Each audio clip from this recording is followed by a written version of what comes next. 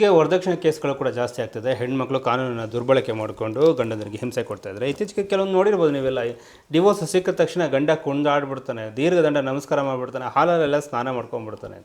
ಅಂದರೆ ಅಷ್ಟು ರೋಸ್ ಹೋಗ್ಬಿಟ್ಟಿರ್ತಾನೆ, ಅಷ್ಟು ಚಿತ್ರಹಿಂಸೆ ಕೊಟ್ಟಿರ್ತಾಳೆ ಹೆಂಡತಿ. ಆಗ ಕೊನೆಗೆ ಅವಳಿಂದ ಬಿಡುಗಡೆ ಆಗಿ ಬಂದಾಗ ಆ ಗಂಡ ಅಂತೂ ಇಡೀ ಜಗತ್ತನ್ನು ಗೆದ್ದಷ್ಟು ಖುಷಿ ಆಗ್ಬಿಡ್ತಾರೆ. ಸುಳ್ಳು ಕೇಸ್ಗಳು ಆಗ್ತಾಗ, ಸುಳ್ಳು 498 ಆಗ್ತಾಗ, ಸುಳ್ಳು ವರದಕ್ಷಿಣೆ ಕೇಸ್ ಆಗ್ತಾಗ ಹುಡುಗರು ತಮ್ಮನ್ನು ತಾವು ಹೇಗೆ ಕಾಪಾಡಿಕೊಳ್ಬೇಕು.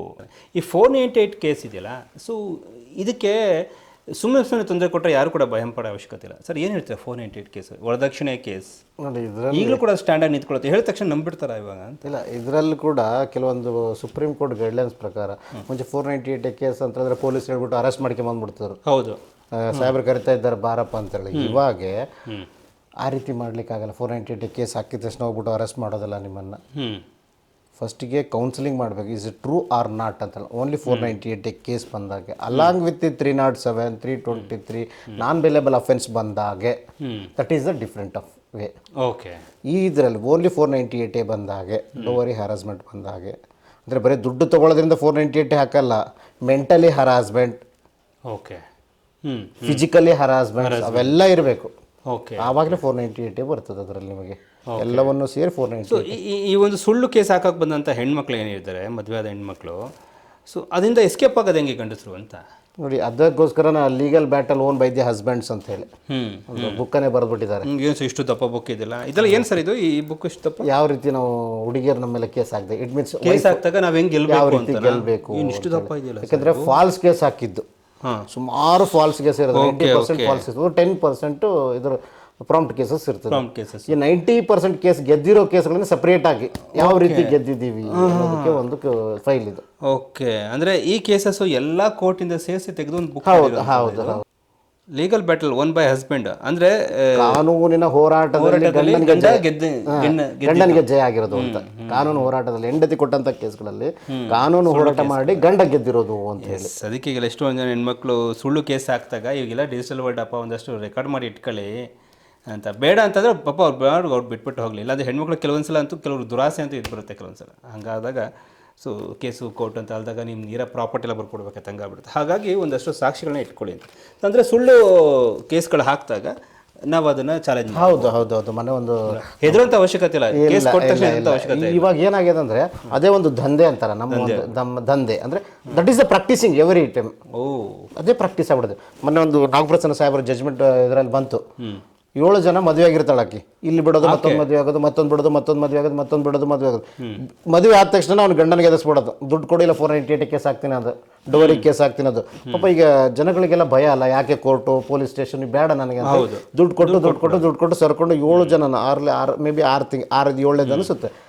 ಕೊನೆಯದು ಸಾಹೇಬ್ರ ಮುಂದೆ ಬಂದಾಗ ಈ 6 ಕೇಸ್ಗಳನ್ನು ತಂದು ಇಡ್ತಾರೆ ವಕೀಲರು ನೋಡಿ ಅಂತ ಹೇಳಿ. ಇಲ್ಲಿ ವಕೀಲರದ್ದು ನೋಡಿ ಇನ್ವೆಸ್ಟಿಗೇಷನ್ ಕಲೆಕ್ಟ್ ಮಾಡ್ಕೊಂಡಿರ್ತಾರೆ ಡಾಕ್ಯುಮೆಂಟ್ಸ್ಗಳನ್ನು, ಎಲ್ಲೆಲ್ಲಿ ಏನೇನಾಯಿತು ಅಂತ ಹೇಳಿ. ಸೊ ಅಂಥ ಕೇಸ್ಗಳು ಬಂದಾಗೆ ನೀವು ಅದನ್ನೆಲ್ಲ ರೆಕಾರ್ಡ್ಸ್ ಮಾಡಿ ಇಟ್ಕೊಳ್ಳಿ. ಎಲ್ಲೆಲ್ಲಿ ಏನೇನು ಮಾಡಿರ್ತಾಳೆ, ಫ್ಯೂಚರ್ ಆಕೆ ಏನು ಮಾಡ್ಬೋದು, ಬ್ಯಾಕ್ ಎಲ್ಲೆಲ್ಲಿ ಏನು ಮಾಡ್ಬೋದು ಅಂತೇಳಿ. ಆ ರೀತಿ ನಾವು ಇದನ್ನು ಮಾಡಿದಾಗೆ. ಆಮೇಲೆ ಕ್ರಿಮಿನಲ್ಸ್ಗಳು ಅಷ್ಟೇ ಸರ್, ತುಂಬ ಫಾರ್ವರ್ಡ್ ಕ್ರಿಮಿನಲ್ಸ್ಗಳು ಇರ್ತಾರೆ ಹುಡುಗಿಯರು. ಈಗ ನೋಡಿ, ಯಾವುದೋ ಒಂದು ಮರ್ಡರ್ ಕೇಸಲ್ಲಿ ಪ್ರಿಯಕರನ ಜೊತೆ ಸೇರಿ ಗಂಡನ ಎಲ್ಲ ಕೇಸ್ಗಳಲ್ಲಿ ಅದೇ ಬರ್ತದೆ. ಅದು ಇನ್ವೆಸ್ಟಿಗೇಷನ್ ತುಂಬ ಈಸಿ ಮಾಡಿಬಿಡೋದು. ಕರೆಕ್ಟ್ ಅಲ್ಲ? ಹೌದು. ಈ ಮರ್ಡರ್ ಕೇಸ್ ಇನ್ವೆಸ್ಟಿಗೇಷನ್ ಮಾಡಿಬಿಡ್ತಾರೆ ಪೊಲೀಸರು. ಡಿಜಿಟಲ್ ಎವಿಡೆನ್ಸ್ ಇದೆಯಲ್ಲ, ಅದು ಸುಳ್ಳು ಹೇಳೋಕ್ಕಾಗಲ್ಲ ಸರ್, ಅಷ್ಟು ಚೆನ್ನಾಗಿರುತ್ತೆ ನೆಟ್ವರ್ಕ್. ಮರ್ಡರ್ ಕೇಸ್ಗಳಲ್ಲಿ ಇನ್ವೆಸ್ಟಿಗೇಷನ್ ತುಂಬ ಬೇಗ ಮಾಡ್ಬಿಡ್ಬೋದು. ಬಟ್ ಈ 498 ಕೇಸಲ್ಲಿ ಇನ್ವೆಸ್ಟಿಗೇಷನ್ ಇದೆಲ್ಲ, ಇಟ್ಸ್ ವೆರಿ ಡಿಫಿಕಲ್ಟ್. ಇದರಲ್ಲಿ ಯಾರು ಹಾಸ್ಟೆಲ್ ಆಗ್ಲಿಕ್ಕಾಗಲ್ಲ. ಈ ಕೇಸಲ್ಲಿ ನೀವು ಸಕ್ಸೀಡ್ ಮಾಡಿದ್ರೆ ಅಂದರೆ ಇಟ್ಸ್ ಅ ಗುಡ್ ಅಡ್ವೊಕೇಟ್. ಯಾಕಂದ್ರೆ ಇದ್ರಲ್ಲಿ ಯಾರು ಹಾಸ್ಟೆಲ್ ಆಗಲ್ಲ, all are the contested witnesses. ಇದರಲ್ಲಿ ಮರ್ಡರ್ ಕೇಸ್ಗಳಲ್ಲಿ ಅಥವಾ 307 ಕೇಸಲ್ಲಿ ಅಥವಾ ದರೋಡೆ ಕೇಸ್ಗಳಲ್ಲಿ ಹಾಸ್ಟೆಲ್ ಆಗ್ತಾರೆ. ದುಡ್ಡು ಕೊಟ್ಟು ಹಾಸ್ಟೆಲ್ ಮಾಡೋ ಚಾನ್ಸಸ್ ಇರ್ತದೆ. ಅಥವಾ ಪೊಲೀಸರೇ ದುಡ್ಡು ಕೊಟ್ಬಿಟ್ಟು ಉಲ್ಟಾ ಬರೆಯೋ ಕೇಸಸ್ ಇರ್ತದೆ, ಏನು ಅವ್ರ ಕಡೆ ಇರ್ತದೆ, ಚಾರ್ಜ್ ಶೀಟ್ ಹಾಕೋದು ಮಾಡೋ ಚಾನ್ಸಸ್. ಬಟ್ ಇದು 498 ಹಂಗಾಗಲ್ಲ.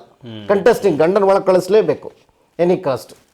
ಆ ರೀತಿ ಬಂದಾಗ ನಮ್ಮ ಹತ್ರ ಸ್ವಲ್ಪ ಎವಿಡೆನ್ಸ್ ಇಟ್ಕೊಂಡಿರ್ಬೇಕು, ಏನು ಮಾಡ್ಬೋದು ಏನಿಲ್ಲ ಅಂತೇಳಿ. ಆಮೇಲೆ ಫಸ್ಟ್ ಗಂಡನ ವೀಕ್ ಮಾಡೋದು ಪಾಯಿಂಟ್ ಏನು ಅಂತ ಹೇಳಿದ್ರೆ ಮೇಂಟೆನೆನ್ಸ್ ಕೇಸ್ ಹಾಕ್ಬಿಡ್ತಾರೆ. ಮೇಂಟೆನೆನ್ಸ್ ಕೇಸ್ ಅದು ಫಸ್ಟ್ ವೀಕ್ ಆಗ್ಬಿಡ್ತಾನೆ ಮನುಷ್ಯ. ಈಗ ತಿಂಗಳ ಒಂದು 15,000 ಅವಾರ್ಡ್ ಬರೆದ್ಬಿಟ್ರೆ ಅವ್ನು ಎಲ್ಲಿ ಹೋಗ್ಬೇಕು? ಅದಾದ್ಮೇಲೆ ಒಂದು 10-12 ಕೇಸ್ಗಳನ್ನ ಹಾಕೊಂಡ್ಬಂದ್ಬಿಡ್ತಾರೆ. 498 ಆಗ್ತದೆ. ಅದಾದ್ಮೇಲೆ ಮೇಂಟೆನೆನ್ಸ್ ಕೇಸ್ ಅಂತ ಹಾಕ್ತಾರೆ. ಅದಾದ್ಮೇಲೆ ಮತ್ತೆ ಅವನು ಬಿಡಕ್ಕೆ ರೆಡಿ ಇಲ್ಲ, ಮತ್ತೆ ಮೇಂಟೆನೆನ್ಸ್ ಕೇಸ್ ಯಾಕೆ ಹಾಕ್ತಾರೆ?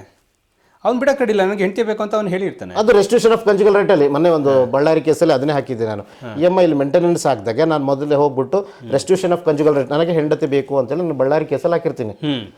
ಅಲ್ಲಿ ನನ್ನ ಪರವಾಗಿ ಆರ್ಡರ್ ಆಗ್ತೀವಿ, ವಿದಿನ್ 1 ಮಂತಲ್ಲಿ ಹೋಗ್ಬಿಟ್ಟು ನೀನು ಅವನ ಜೊತೆ ಸಂಸಾರ ಮಾಡೋದು ಆರ್ಡರ್ ಆಗ್ಬಿಟ್ಟಿದೆ. Because of I am the innocence ಅಂತ ನಾನು ಪ್ರೂವ್ ಮಾಡ್ಕೊಂಡಿದ್ದೀನಿ ಅದರಲ್ಲಿ. ಇಲ್ಲಿ ಮೇಂಟೆನೆನ್ಸ್ ಯಾಕೆ ಅಂದರೆ ಅವಳ ಜೀವನ ನಡಿಬೇಕಲ್ಲ, ಶೀಸ್ ಇನ್ ದಿ ಇದರಲ್ಲಿ ಮನೆಯಲ್ಲಿ. ಆಕೆಗೆ ಇವನ್ ಜೊತೆ ಇರೋಕೆ ಇಷ್ಟ ಇಲ್ಲ, ಸಪ್ರೇಟಾಗಿ ಎಂಜಾಯ್ ಮಾಡಬೇಕು, ಅದಕ್ಕೆ ಇವನ ಹತ್ರ ದುಡ್ಡು ಇಸ್ಕೋಬೇಕು, ಅಥವಾ ಆಕೆ ಮೆಂಟಾಲಿಟಿ ಬೇರೆ ಏನೋ ಇರುತ್ತೆ. ಫಸ್ಟ್ ಇವನನ್ನು ಕೆಳಗೆ ಹೊಡಿಬೇಕು ಅಂತ ಹೇಳಿದರೆ ಯಾವಾಗಲೂ ಒಬ್ಬ ಮನುಷ್ಯನನ್ನು ಇದರಲ್ಲಿ ಈ ಹೆಣ್ಣು ಮಕ್ಕಳು ಮತ್ತು ಗಂಡು ಮಕ್ಕಳ ಕೇಸ್ಗಳಲ್ಲಿ ಹೊಡಿಬೇಕು ಅಂತ ಹೇಳಿದ್ರೆ ಫಸ್ಟಿಗೆ ಹೊಡೆಯೋದು ವೀಕ್ನೆಸ್ ಆಫ್ ದಿ ಎಕನಾಮಿಕಲ್. ಈಗ ತಿಂಗಳ 15,000 ಕೊಡು ಅಂತ ಹೇಳಿದ್ರೆ ಇವನು ಈ ದೊಡ್ಡಬಳ್ಳಾಪುರ ಕೇಸಲ್ಲೂ ಹಾಗೆ ಆಗಿದೆ. ಆಮೇಲೆ ಇಲ್ಲಿ ಬೆಂಗಳೂರಲ್ಲಿ ಕೇಸ್ 45,000 ಮೇಂಟೆನೆನ್ಸ್ ಬರ್ತಿದ್ದಾರೆ, ತೋರಿಸ್ತೀನಿ. 45,000 ಪರ್ ಮಂತ್ ಎಲ್ಲಿಂದ ತರಬೇಕು? ಇವರು ಸೋರ್ಸ್ ಆಫ್ ಇನ್ಕಮ್ ಅನ್ನ ಹುಡುಗಿ ಕಡೆ ಎಲ್ಲಾ ಕಡೆ ಸೋರ್ಸ್ ಆಫ್ ಇನ್ಕಮ್ ಅನ್ನ ಒಂದೆಲ್ಲ ಕ್ಯಾಚ್ ಮಾಡ್ಕೊಂಡ್ ಬಂದ್ಬಿಟ್ರು. ಇನ್ನು ಪ್ರಾಪರ್ಟಿ ಎಷ್ಟಿದೆ, ಅದು ಎಷ್ಟಿದೆ, ಇದು ಎಷ್ಟಿದೆ ಅಂತ ಹೇಳಿ. ಸೊ ಇಸ್ ಅರ್ನಿಂಗ್ ಕೆಪಬಿಲಿಟಿ ಅಂತ ಹೇಳ್ತಾರೆ. ಬಟ್ ಅದು ಎಲ್ಲ ಏನಾಯ್ತು, ಆಮೇಲೆ ಬರ್ತಾ ಬರ್ತಾ ಅವ್ರು ಮೆಂಟಲಿ ಇದಾಗಿ ಎಲ್ಲ ತಂದೆ ಅಷ್ಟು ಅವ್ರು ಇವರು ಎಲ್ಲ ಪ್ರಾಪರ್ಟಿ ಡಿವೈಡ್ ಆಗೋಗ್ಬಿಡ್ತು. ಆ ರೀತಿ ಪ್ರಾಪರ್ಟಿ ಡಿವೈಡ್ ಆದಾಗೆ ಇವನನ್ನು ಕುಗ್ಗಿಸ್ಲಿಕ್ಕೆ ಬೇರೆ ದಾರಿ ಇಲ್ಲದೆ ಇವಾಗ ಮೇಂಟೆನೆನ್ಸ್ ಕೇಸೆಲ್ಲ ಅವ್ನು ಪೂರಕ್ಕೆ ಕಾಲು ಹಿಡ್ಕೊಂಡ್ಬಿಡ್ತಾನೆ ಕೋರ್ಟಲ್ಲಿ ಬಂದ್ಬಿಟ್ರೆ. ಯಾಕೆ ಕಟ್ಟೋದಾಗಲ್ಲ? ರೆಸ್ಟ್ರಿಕ್ಷನ್ ಆಫ್ ಕಂಜುಗಲ್ ಮನೆಗೆ ಬಾ ಅಂತ ಹೇಳಿದಾಳೆ, ಆರ್ಡರ್ ಆಗಿದೆ, ಬಟ್ ಬರೋದಿಲ್ಲ. What is the next? Divorce. Okay, it's okay, divorce apply ಮಾಡ್ತೀವಿ, ಡೈವರ್ಸು ಆಯಿತು. ಬಟ್ ಇದನ್ನೇ ಮೇಂಟೆನೆನ್ಸ್ ಹೆಂಗೆ ಮಾಡೋದು? ಹಾಗೆ ಮೇಂಟೆನೆನ್ಸ್ ಹುಡುಗರು ಗೆಲ್ಲೋದು ಹೇಗೆ? ಮೇಂಟೆನೆನ್ಸನ್ನು ಅವಾಯ್ಡ್ ಮಾಡಬೇಕು ಅಂತ ಹೇಳಿದ್ರೆ you have to prove it. ನಾವು ಪ್ರೂವ್ ಮಾಡಬೇಕು ಯಾವ ಯಾವ ಅಂಶಗಳನ್ನು ಕೆಲಸಗಳು ಮಾಡ್ತಾ ಇದ್ರಿ ಅಂತ ಇಲ್ಲ. She is a capable earning person ಅಂತ ಆ ಹುಡುಗಿ. She is a completed degree, ಅವಳಿಗೆ ಡಿಗ್ರಿ ಕಂಪ್ಲೀಟ್ ಆಗಿರ್ತದೆ, ಅವಳ ಅರ್ನ್ ಮಾಡೋ ಕೆಪಬಿಲಿಟಿ ಇರ್ತದೆ. ಅದನ್ನು ನಾವು ಪ್ರೂವ್ ಮಾಡಬೇಕು. ಸೆಕೆಂಡ್, ಅವಳು ಎಲ್ಲಾದರೂ ವರ್ಕ್ ಮಾಡ್ತಾ ಇದ್ದಾಳೆ ಅನ್ನೋದನ್ನ you have to collect the salary certificate or any evidence collect ಮಾಡ್ಕೊಳ್ಬೇಕು. ಅಥವಾ ನನಗೆ I am not able to capable. ಮೊನ್ನೆ ಒಂದು ಡ್ರೈವರ್ ಕೇಸಲ್ಲಿ ಕ್ಯಾಬ್ ಡ್ರೈವರ್ ಇದ್ದ, ಆಕ್ಸಿಡೆಂಟ್ ಆಗಿ ಇದಾಗೋಗ್ಬಿಡ್ತು, ಏನು 70% ಉಂಡ್ ಅಂತಾರಲ್ಲ, ಆಗೋಯ್ತು. ಸೊ ಅವನು ಇವಾಗ ಕೊಡ್ಲಿಕ್ಕೆ ಎಲ್ಲ ಆಗ್ತದೆ. ಆನ್ ದಟ್ ಟೈಮ್ ಅವನು ಅರ್ನ್ ಮಾಡೋ ಕೆಪಾಸಿಟಿ ಇಲ್ಲದೆ ಇದ್ದಾಗ ಶಿ ಈಸ್ ಅರ್ನಿಂಗ್. ನಾನು ಉಲ್ಟಾ ಕೇಸ್ ಹಾಕಿದ್ದೆ, no I am in the ಇದು ಅಂತ ಹೇಳಿ. ಆ ಟೈಮಲ್ಲಿ ನಮಗೆ ಸೊ ಅಂದರೆ ಏಕಾಏಕಿ ಹುಡುಗಿ ಮೇಂಟೆನೆನ್ಸ್ ಕೇಸ್ ಹಾಕೋದಕ್ಕಿಂತ ಮುಂಚೆ ಗಂಡಸರು ಮಾಡ್ಬೇಕಂದ್ರೆ ನಾವು ಹುಡುಗರು ಮಾಡ್ಬೇಕಂತ ಕೆಲಸ ಏನಂತಂದ್ರೆ, ಆಕೆ ಎಲ್ಲಿ ಕೆಲಸ ಮಾಡ್ತಾ ಇದ್ದಾಳೆ, ಆಕೆ ಸ್ಯಾಲರಿ ಸ್ಲಿಪ್ ಏನು, ಆಕೆನೂ ಕೂಡ ಆರ್ಥಿಕವಾಗಿ ಚೆನ್ನಾಗಿದ್ದಾಳೆ, ಬಟ್ ನನಗೆ ಬರ್ತಿರೋದು ಇಷ್ಟೇ ಸಂಬಳ, ನಾನೇ ಬದುಕೋಕೆ ಆಗ್ತಿಲ್ಲ, ನಾನು ಹೆಂಗೆ ಮೇಂಟೆನೆನ್ಸ್ ಕೊಡಬೇಕು ಅಂತ ಇವನು ರೆಡಿ ಮಾಡ್ಕೋಬೇಕು. ನ್ಯಾಯಾಲಯಕ್ಕೆ ಮನವರಿಕೆ ಆಗುತ್ತೆ.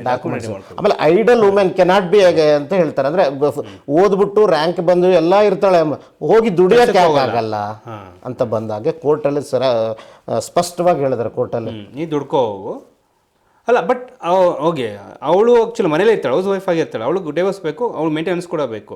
ಅವಾಗ ಏನು ಮಾಡೋದು? ಗಂಡನ ಜಾಸ್ತಿ ದುಡಿತಾ ಇರಲ್ಲ, ಅವ್ನು ದುಡಿತಾ ಇದ್ದರೆ ಒಂದು 15,000 ಆಗಿರುತ್ತಲ್ಲ, ಏನು ಮಾಡೋದು? ಸೊ ಅದಕ್ಕೋಸ್ಕರ ಡೈವರ್ಸ್ ಆದರೆ 1 ಟೈಮ್ ಸೆಟಲ್ಮೆಂಟ್ ಅಂತ ಹೋಗೋದು ಬೆಟರ್. ಇಷ್ಟು ದುಡ್ಡು ಕೊಡ್ತೀನಿ ಸರ್ಕೊಂಡು, ಬಿಕಾಸ್ ಅವ್ರ ಹಿಂದ್ಗಡೆ ಬ್ಯಾಕ್ಗ್ರೌಂಡ್ ನೋಡಬೇಕಾಗ್ತದೆ. ಮಕ್ಕಳೇನಾದರೂ ಇದ್ದಿದ್ರೆ who is the responsibility of the child, ಇವ್ರು ಗಂಡ ತಗೋಬೇಕು, ಹೆಂಡತಿ ತಗೋಬೇಕು. ಆಯಿತು, ಮೇಂಟೆನೆನ್ಸ್ ನಡೀತಾ ಇದೆ, ನೀವು ಹೇಳ್ದಂಗೆ ಒನ್ ಟೈಮ್ ಸೆಟಲ್ಮೆಂಟ್ ಹಂಗೆಲ್ಲ ಆಯಿತು ಅಂತ ಹೇಳಿದ್ರಿ. ಸೊ ನೆಕ್ಸ್ಟ್ ಅವಳು ಕೆಲಸ ಹೋಗಕ್ಕೆ ಶುರು ಮಾಡಿದ್ರೆ 1 ಟೈಮ್ ಸೆಟಲ್ಮೆಂಟ್ ಆದ್ಮೇಲೆ ಮುಗಿದ ಡಿಸ್ಪೋಸಲ್ ಆಫ್ ದಿ ಕೇಸ್. ಆಮೇಲೆ ಆಕೆ ಏನಾರು ಆಗಲಿ, ಇವ್ರು ಏನಾದರೂ ಆಗಲಿ, ದಟ್ ಇಸ್ ಅ ಡಿಫ್ರೆಂಟ್. ಇವರ ಸಂಬಂಧ ಇದ್ರೂ ಕೂಡ ಮೇಂಟೆನೆನ್ಸ್ ಕೊಡ್ತಾನೆ ಇರಬೇಕು. ಅವಳು ಬೇರೆ ಮದುವೆ ಆಗೋಕ್ಕೂ ಆಗಲ್ಲ, ಅವಳು ಬೇರೆ ಮದುವೆ ಆಗ್ಬಿಟ್ರೆ ಮೇಂಟೆನೆನ್ಸ್ ಹೌದು ಮೇಂಟೆನೆನ್ಸ್ ಕೊಡೋಂಗಿಲ್ಲ. ಯಾಕಂದ್ರೆ ಆಕೆಯನ್ನು ನೋಡ್ಲಿಕ್ಕೆ ಮತ್ತೊಬ್ಬನು ಇರ್ತಾನಲ್ಲ ಗಂಡ, ದೆನ್ ಮೇಂಟೆನೆನ್ಸ್ ಕಟ್ ಆಗ್ತದೆ. ಸೊ ಅದನ್ನು ನೀವು ನೋಡ್ಕೊಳ್ಳಿ. ಅಕಸ್ಮಾತ್ ಆಕೆ ಬೇರೆದವ್ರ ಜೊತೆ ಇರೋದು ಅಥವಾ ಬೇರೆದವ್ರ ಜೊತೆ ಅಫೇರ್ ಇದೇನೋ ಏನೋ, ಅದು ಡಿವೋರ್ಸ್ಗೂ ಹೋಗುತ್ತೆ, ಮೇಂಟೆನೆನ್ಸ್ಗೂ ನಮಗೆ ಹೆಲ್ಪ್ ಆಗುತ್ತೆ. ಅದರಿಂದ ಮೇಂಟೆನೆನ್ಸ್ ಎಸ್ಕೇಪ್ ಆಗ್ಬೇಕಾದ್ರೆ ಮೇನ್ ಅವ್ರು ಏನು ಕೆಲಸ ಮಾಡ್ತಾಳೆ, ಎಲ್ಲಿ ಕೆಲಸ ಮಾಡ್ತಾಳೆ, ಎಷ್ಟು ಸಂಪಾದನೆ ಮಾಡ್ತಾ ಇದ್ದಾಳೆ, ಅವಳು ಬ್ಯಾಂಕ್ ಬ್ಯಾಲೆನ್ಸ್ ಎಷ್ಟಿದೆ, ಅವ್ರದ್ದು ಬ್ಯಾಕ್ಗ್ರೌಂಡ್ ಕೂಡ ನೋಡ್ಕೊಳ್ಬೇಕು. ಇವಾಗ ಇತ್ತೀಚೆಗೆ ಮೊನ್ನೆ ಒಂದು ಜಜ್ಮೆಂಟಲ್ಲಿ ಓದಿದೆ, ಈಗ ಹೆಣ್ಮಕ್ಳಿಗೆ ಅಧಿಕಾರ ಇದೆ ಕೇಸ್ ಇದರಲ್ಲಿ ತಂದೆ ಆಸ್ತಿ. ಆ ಹೆಣ್ಮಕ್ಳ ತಂದೆ ಆ ಬಳ್ಳಾರಿಯಲ್ಲಿ ಕೇಸಲ್ಲಿ ಹೆಣ್ಣು ಮಕ್ಕಳ ತಂದೆ ಇಸ್ ದ ಮೈನಿಂಗ್ ಓನರ್.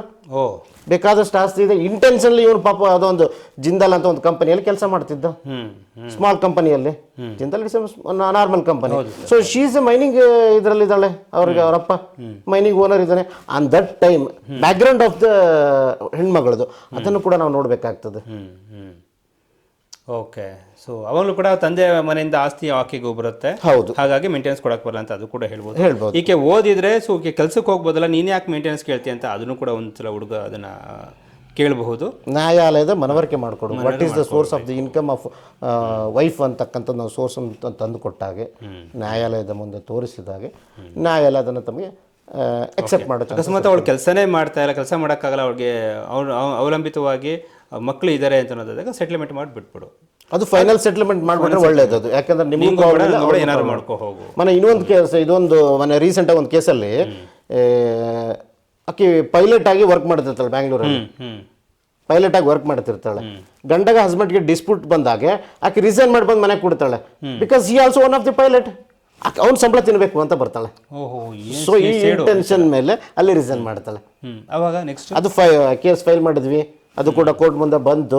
ಅಲ್ಲಿ ಆರ್ಡರ್ ಮಾಡಿದ್ರು, why are you giving the resign ಅಂತ ಹೇಳಿದಾಗೆ ನಾವು ಪ್ರೂವ್ ಮಾಡಿದ್ದೇನು ಅಂತ ಹೇಳಿದ್ರೆ ಇಂಟೆನ್ಷನಲ್ಲಿ ಅನ್ನೋದು ಪ್ರೂವ್ ಮಾಡಿದ್ವಿ. ನನ್ನ ಕಡೆ ಮೇಂಟೆನೆನ್ಸ್ ತಗೊಂಡು monthly maintenance or full time settlement ಅಂತ ಮಾಡ್ಕೊಂಡು ಹೋಗಿ ಜಾಯ್ನ್ ಆಗಬೇಕಂತ ಇನ್ ಫ್ಯೂಚರ್ ಇತ್ತು ಅವ್ರದ್ದು. ಅದನ್ನು ನಾನು ಪ್ರೂವ್ ಮಾಡಿದ್ದಕ್ಕೆ ಆ ಮೇಂಟೆನೆನ್ಸ್ ಅಲ್ಲಿಗೆ ನಿಲ್ತು, because she is a qualified ಅಲ್ವಾ. ಎಸ್, ಇದು 498. ಹುಡುಗರು ಹೇಗೆ ಈ ವರದಕ್ಷಿಣೆ ಕೇಸಿಂದ ಎಸ್ಕೇಪ್ ಆಗಬೇಕು ಅಂದರೆ ಏನು ತೊಂದರೆನೇ ಕೊಡದೇ ಇದ್ರೂ ಕೂಡ ಸುಳ್ಳು ಕೇಸ್ಗಳು ಆಗ್ತಾಗ, ಸುಳ್ಳು 498 ಆಗ್ತಾಗ, ಸುಳ್ಳು ವರದಕ್ಷಿಣೆ ಕೇಸ್ ಆಗ್ತಾಗ ಹುಡುಗರು ತಮ್ಮನ್ನು ತಾವು ಹೇಗೆ ಕಾಪಾಡಿಕೊಳ್ಬೇಕು